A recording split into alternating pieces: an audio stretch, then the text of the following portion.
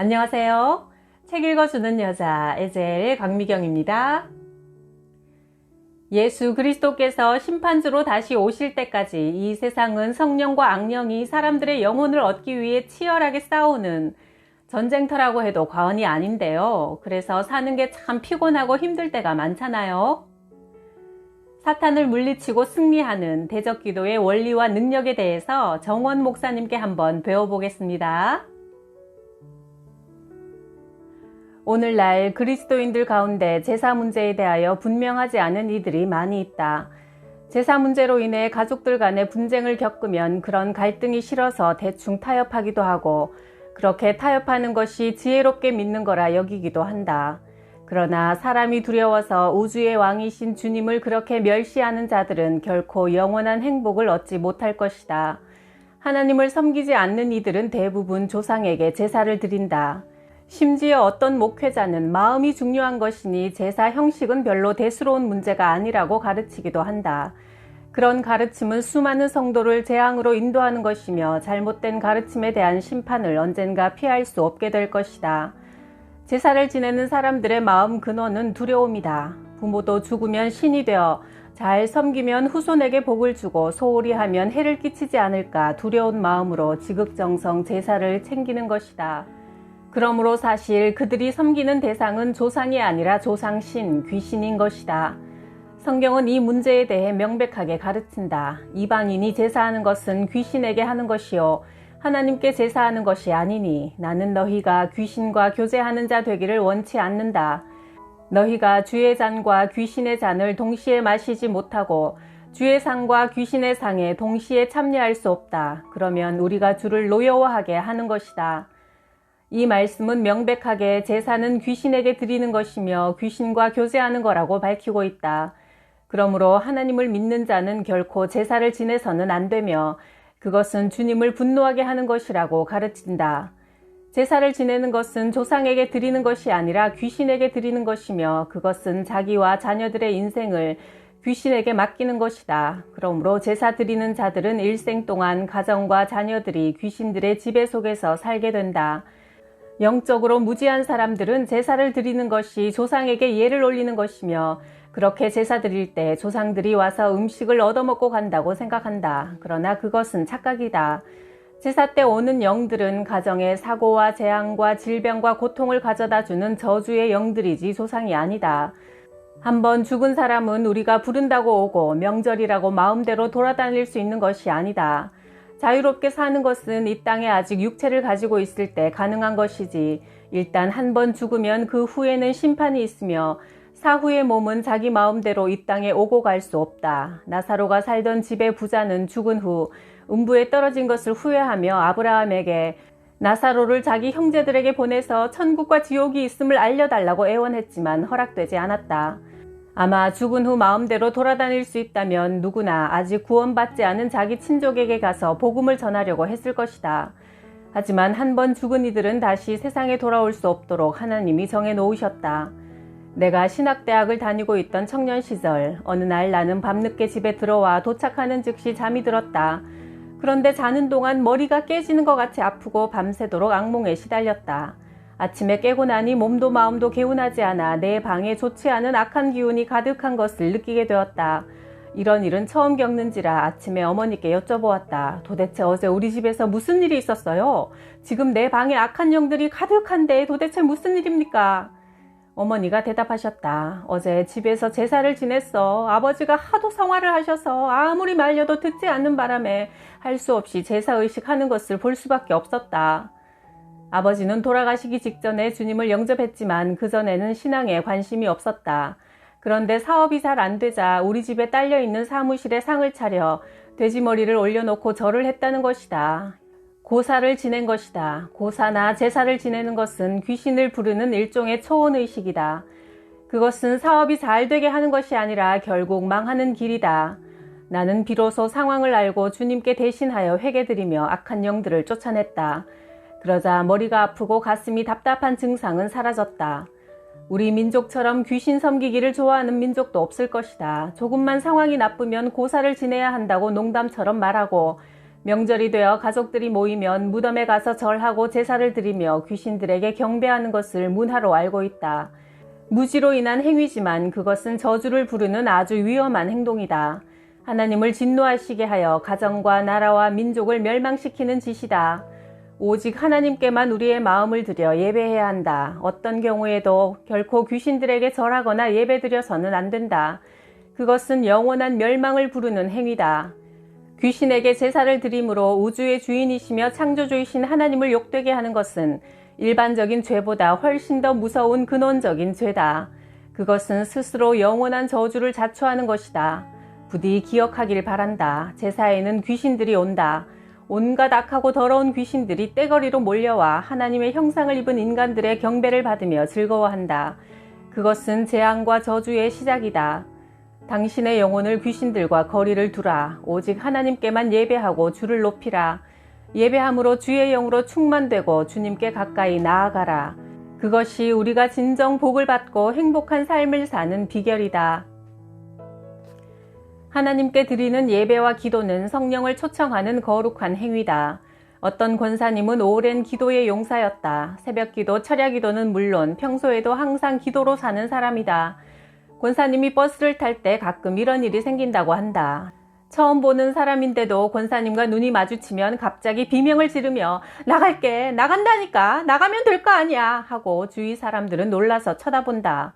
평소 숨어있던 악한 영들이 강력한 빛을 가지고 있는 이들 앞에서 고통을 느끼며 드러나게 되는 것이다. 내 경우도 비슷한 일을 더러 겪는다. 나를 만나러 오는 사람들이 내 앞에서 구역질을 하거나 머리가 어지러워지거나 하는 현상들을 가끔 경험하는데 그 사람 속에 숨어있던 악한 영들이 드러나게 되는 것이다. 오래전 신혼 때 어떤 자매가 우리 집에 놀러왔다.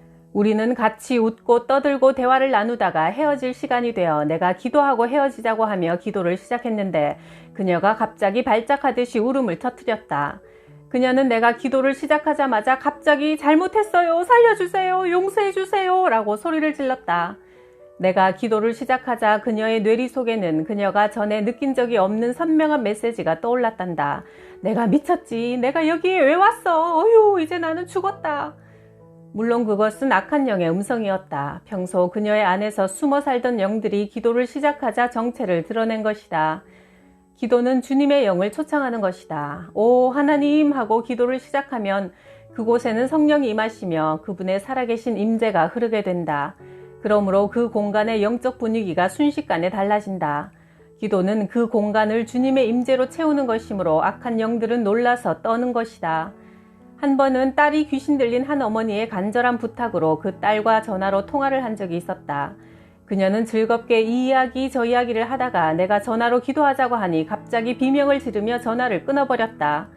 악한 영들은 기도를 통한 실제적인 하나님의 임재를 두려워한다. 어떤 목사님이 장로님과 함께 어느 집에 신방을 갔다. 그런데 마침 그 집에는 악한 영에게 붙잡혀 있는 청년이 있었다. 그는 목사님과 장로님을 보더니 붙잡고 마구 두들겨 패기 시작했다. 그 청년은 엄청난 힘이 있어 그를 감당할 수 없었다. 그런데 어린 소녀 하나가 목사님께 무엇을 물어보려고 교회에 들렀다가 목사님이 가까운 곳에 신방 가신 것을 알고는 그 집에 찾아왔다. 그런데 그때까지 목사님과 장로님을 패고 있던 그 청년이 그 소녀를 보더니 벌벌 떨면서 벽에 딱 붙어버리는 것이다. 그래서 간신히 목사님과 장로님은 위기를 벗어날 수 있었다. 이 소녀는 항상 교회에 와서 부르짖고 기도하는 소녀였다. 나중에 청년이 정신이 돌아온 후 장로님과 목사님은 그에게 물어보았다. 소녀를 보자마자 왜 그렇게 떨었는가? 청년은 대답했다. 그 소녀는 찬란하게 빛나는 칼을 가지고 있었는데 그 칼에 제가 조금이라도 닿기만 하면 죽을 것 같이 무서웠습니다. 의아해서 목사님이 다시 물어보았다. 그러면 내게서는 칼을 보지 못했는가?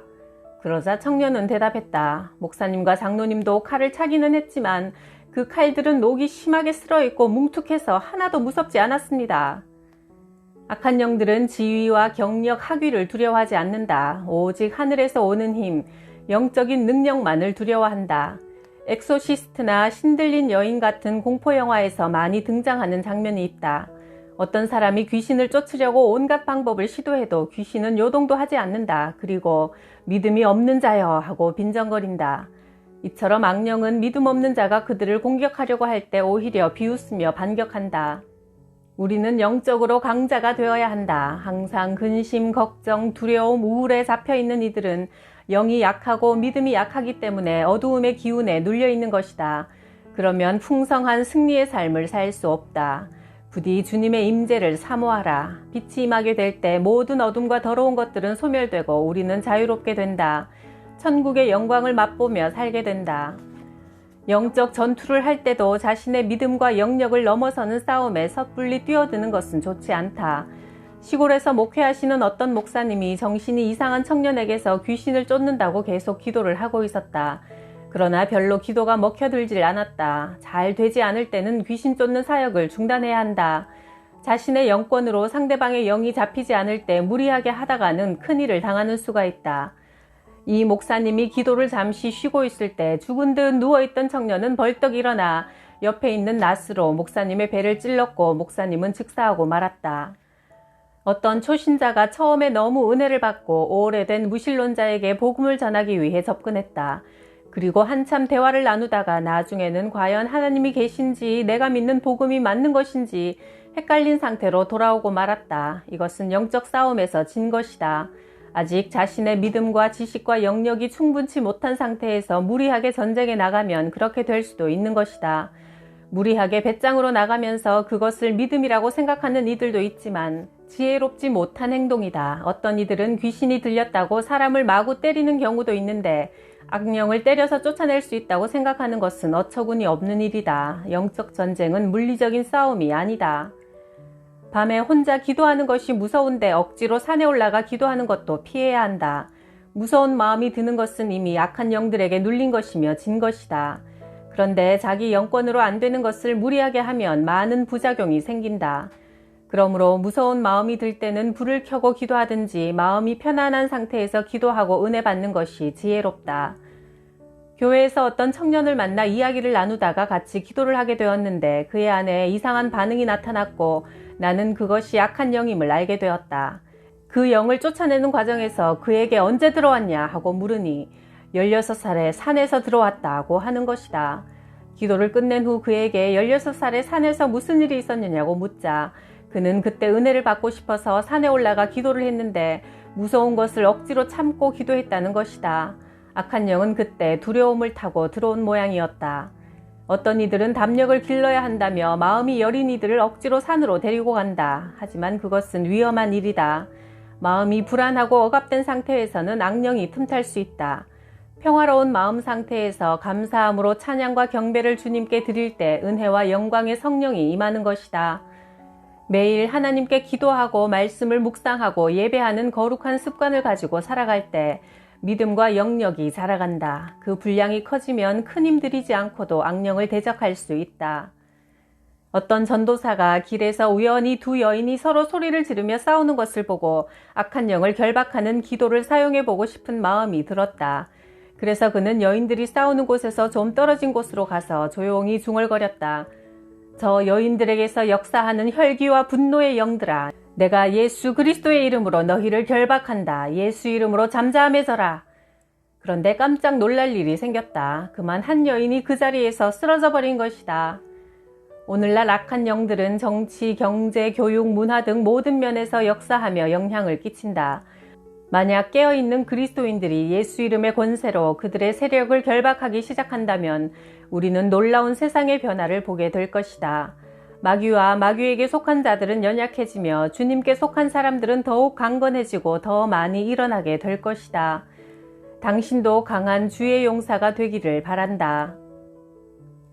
우리 교회에서 성령의 역사가 많이 일어나고 있었을 때 어느 순간부터 여기저기 사고와 어려움을 겪는 성도들이 생기기 시작했다. 나는 그 영적 원인이 뭘까 기도하다가 깜빡 잠이 들었는데 이런 꿈을 꾸었다. 한없이 널따란 광장의 중앙에 황금빛 여우 2마리가 앉아 있었다. 여우의 덩치가 얼마나 큰지 거대한 빌딩과 같았다. 그들은 귀신들의 대장 마귀인 것 같았다. 그 여우 밑에 기괴한 형상을 한 많은 짐승들이 경배하는 자세로 엎드려 있었다. 황금빛 여우가 말했다. 우리가 담당하고 있는 지역에서 저 교회가 참으로 우리를 괴롭히고 있다. 누가 저 교회를 파괴할 자가 없느냐? 그 교회에는 강한 능력이 있으니 안으로 들어가면 중상을 입을 것이다. 그러니 바깥을 포위하라. 나는 그 장면을 보고 나서 성도들에게 말했다. 지금 바깥이 포위되어 있으니 나가지 마세요. 그런데 평소에 내 말을 잘 듣지 않고 고집을 부리는 여집사가 지금 집으로 간다는 것이다. 나는 말렸다. 지금은 안 됩니다. 조금 이따 가세요. 지금은 위험해요.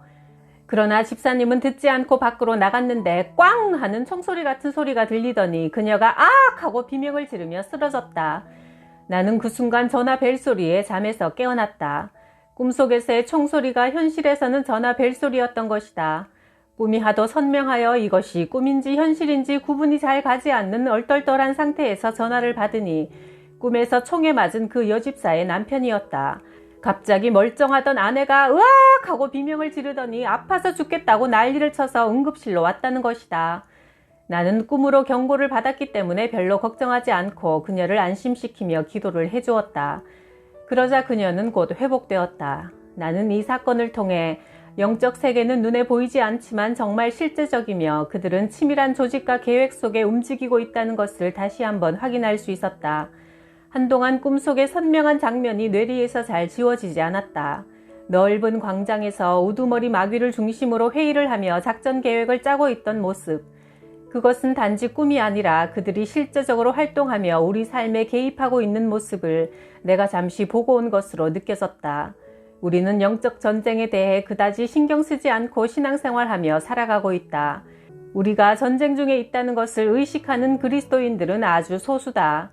그러나 악한 영들은 어떻게 하든지 우리를 깨트리고 타락시키고 넘어뜨리기 위해 교회를 파괴하기 위해 동분서주하고 있는 것이다. 어떤 목사님이 한 교회에 초청을 받고 집회를 하게 되었다. 이번 집회에서 어떤 말씀을 전해야 할까 생각하다가 잠이 들었는데 꿈을 꾸었다. 꿈속에서 두 패가 서로 갈라져 돌을 던지며 싸우고 있었다. 그런데 두 무리에서 조금 떨어진 곳에서 어떤 흉악하게 생긴 존재가 배를 잡고 웃어대며 이렇게 말하는 것이다. 내가 했는데, 내가 한 짓인데 이 바보 같은 놈들. 목사님은 그 교회 사정에 대해 아무것도 몰랐지만 첫 집회에서 꾼 꿈의 이야기를 했다. 그 순간 사소한 문제로 두 무리로 갈라져 서로 치열하게 싸우고 비난하며 정죄하던 그 교회 교인들이 그 강사 목사님의 꿈을 통해 그 싸움의 배후에 마귀가 있다는 것을 깨닫고 싸움을 중지하고 화해하게 되었다. 제자들이 기쁨에 차서 돌아와 보고했다. 주님, 주님의 이름을 대면 귀신들까지도 우리에게 복종합니다. 예수께서 그들에게 말씀하셨다. 내가 너희에게 뱀과 전갈을 밟고 원수의 모든 세력을 누를 권세를 주었으니 아무것도 너희를 해하지 못할 것이다. 그러나 귀신들이 너희에게 굴복한다고 기뻐하지 말고 너희의 이름이 하늘에 기록된 것을 기뻐하라. 누가복음 10장 17에서 20절 말씀. 귀신의 존재를 나와는 상관없는 것으로 여기는 사람들이 많은데요. 귀신은 공동묘지에만 있는 게 아닙니다. 왠지 마음이 우울하고 불안하고 걱정 근심에 짓눌릴 때 이미 악령들이 역사한다는 증거인데요. 그럴 때마다 예수 이름의 권세로 또 기도와 찬양, 말씀과 예배로 악령을 몰아내야 하나님 나라 천국이 임하는 것이 영적인 원리입니다. 항상 승리하셔서 기쁨과 평안 누리시길 바랍니다. 구독, 좋아요, 댓글로 저에게 기쁨을 나눠주셔서 감사해요.